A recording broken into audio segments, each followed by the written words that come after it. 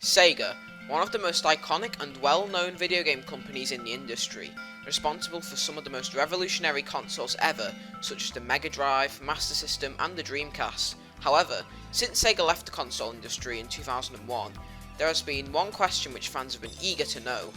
Will Sega ever return to the console industry? With the next generation of consoles on the horizon, such as the PS5 and Xbox Series X, and new game streaming technology, now seems like the perfect time for Sega to drop a brand new console, doesn't it? Well, today I'm going to answer that question. Will Sega make a new console, 2020 edition?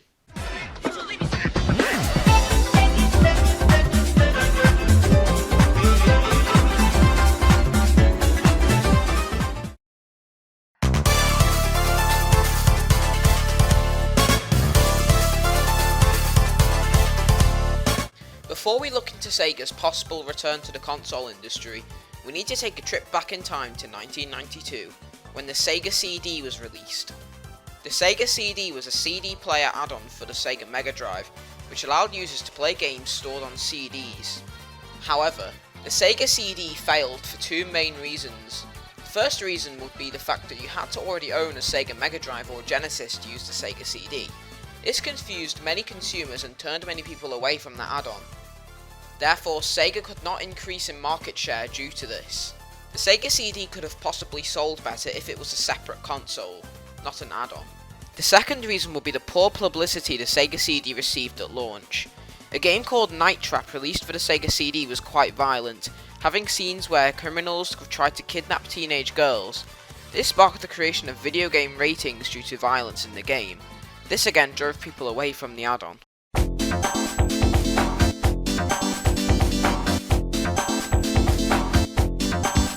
In 1994, Sega released a new add-on for the Sega Mega Drive called the Sega 32X, a 32-bit add-on which gave the Mega Drive the ability to play 32-bit games. The 32X was also capable of rendering much more complex 3D graphics.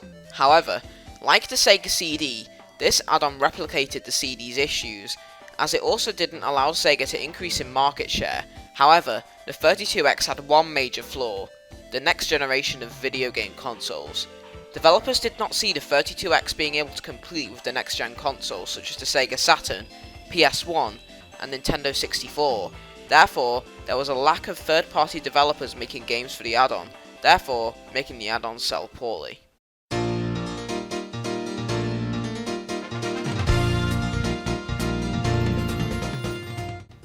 With all these add-ons hurting Sega's look towards consumers, this drove customers away from Sega's next-gen console, the Sega Saturn. The Saturn was impressive technically, however, its complex hardware made it extremely difficult for developers to make games for the system. The Saturn was also priced at $399, which was a large price compared to competitors at the time, such as the PlayStation, which was priced at $299. The console also lacked a Sonic game after the cancellation of Sonic Extreme. All these factors damaged the Saturn's look towards the public and therefore caused it to flop. The Saturn only sold 9.26 million units, compared to the Mega Drive's 30 million. Sega were up for one last try at making a console when the Dreamcast launched in 1999.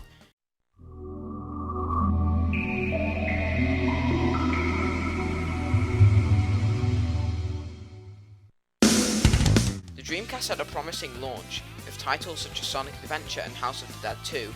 The console sold just over 225,000 units in its first 24 hours. However, this success would not last for long. Third-party developers such as EA refused to make games for Sega's hardware after the failure of the Saturn. With the PlayStation 2 on the horizon, with the ability to play DVDs and being technically superior to the Dreamcast, Sega had no chance competing with Sony. Even though the Dreamcast was a brilliant console with groundbreaking internet technologies and had amazing games, after a few years of poor sales and falling into financial difficulties, in 2001 Sega made the decision to pull out of the console market and discontinue the Dreamcast. This saved Sega from going into further financial difficulties. Sega had fallen.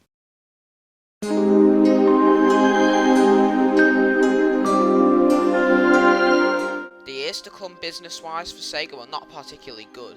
Sega was still losing money, Even today, Sega is still suffering the damage done by the Sega CD, 32X and the Saturn.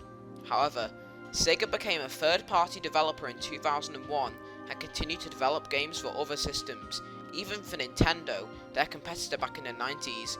Sega in fact is still developing Sonic games to this day.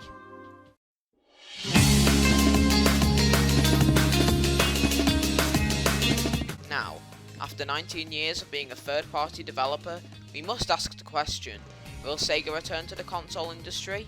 The 9th generation of consoles is on the horizon, with the Xbox Series X and PS5 being announced.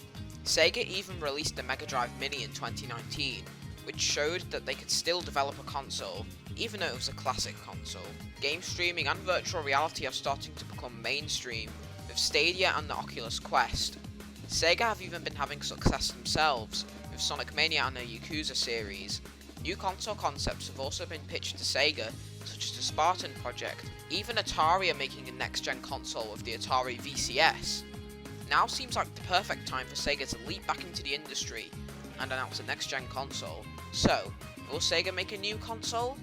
Unfortunately, as of now, the chances of Sega making a new console are virtually non-existent. First of all, Sega in the financial year of 2018-19 reported a $17 million loss, and announced they'll be pulling back on its video game business. So, if Sega were to make a new console now, they'd hardly have any money to develop one, and the chances of it flopping like its previous consoles are extremely high, therefore making it too risky for Sega to return to the console industry.